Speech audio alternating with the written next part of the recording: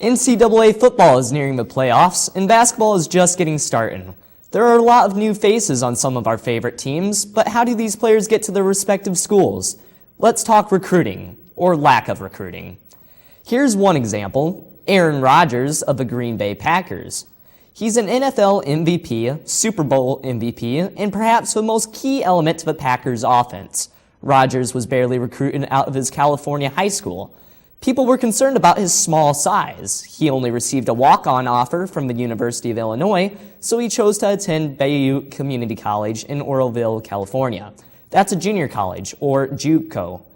After tearing up the field in his first year, he received an offer from the University of California, ended up getting drafted 24th overall to the Green Bay Packers in the 2005 NFL Draft, and the rest is history. Okay, great stories, but what's my point in all this? I suppose I just want to point out the fact that the amount of great players that get overlooked or go undiscovered is a lot more than people think. This is especially true when great players come from smaller schools. Some coaches credit the lesser competition for an athlete's outstanding performance.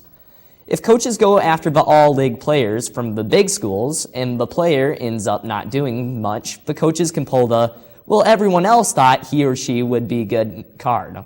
They're safe. However, I feel that some coaches are afraid to go after the diamonds in the rough. Because if the athlete doesn't end up being very good, there's nothing to justify why he or she should be at the school.